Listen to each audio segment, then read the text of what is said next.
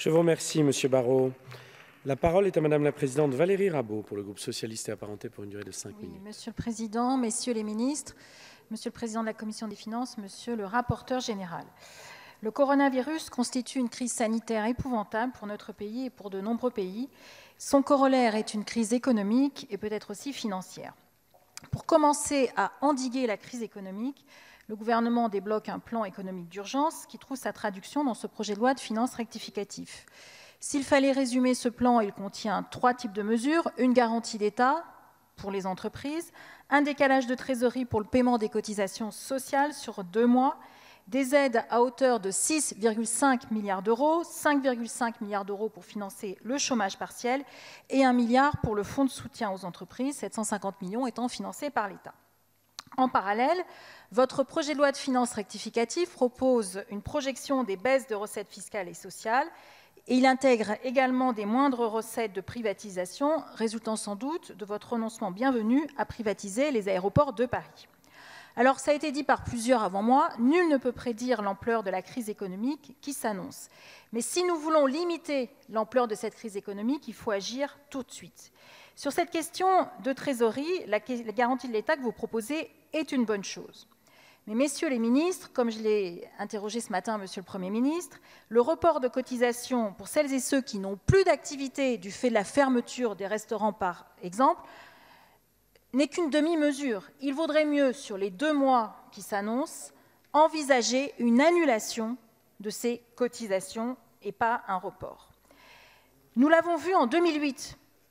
Des reports étaient envisagés, les entreprises ont fait faillite et de toute façon, c'est l'État qui a payé à la fin. Donc autant le faire tout de suite, autant annoncer dès aujourd'hui cette annulation de cotisation.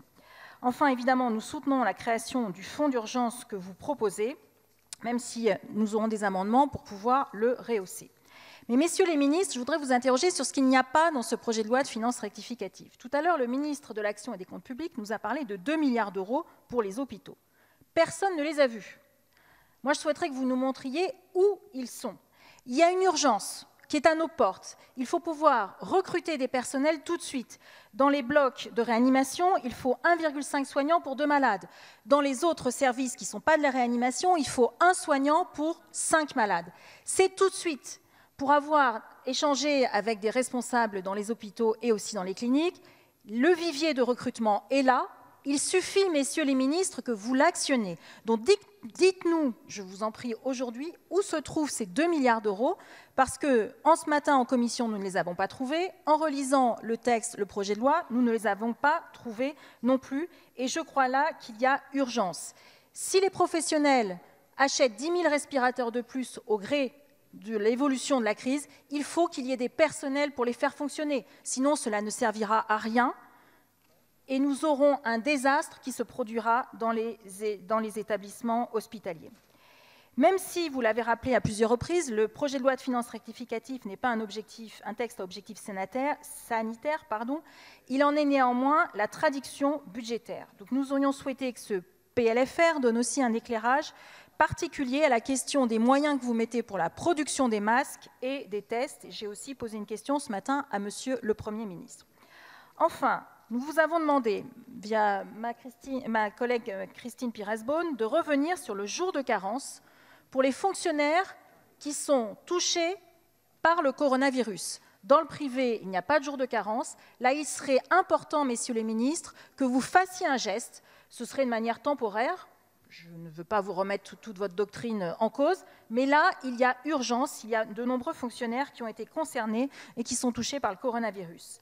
Concernant la garantie que vous prévoyez, nous aurions souhaité, mais nous avons été retoqués, nous aussi, par l'article 40, que cette garantie puisse aussi s'appliquer aux établissements d'enseignement à l'étranger, établissements français d'enseignement à l'étranger.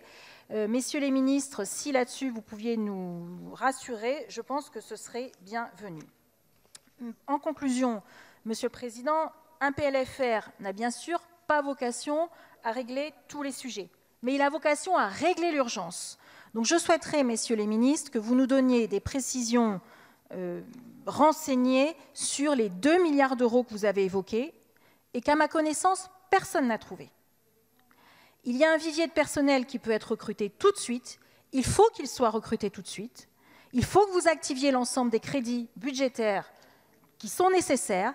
Donnez-nous un éclairage sur ces 2 milliards. Faites en sorte qu'ils soient bien réels, qu'ils puissent être débloqués tout de suite, activés tout de suite. C'est l'urgence, et cette urgence n'est pas visible dans votre projet de loi de finances rectificatif. Néanmoins, les autres mesures, nous les voterons. Donc nous voterons ce texte, mais nous souhaitons qu'il y ait rapidement un éclairage sur ces 2 milliards d'euros. Je vous remercie. Je vous remercie, Madame la Présidente.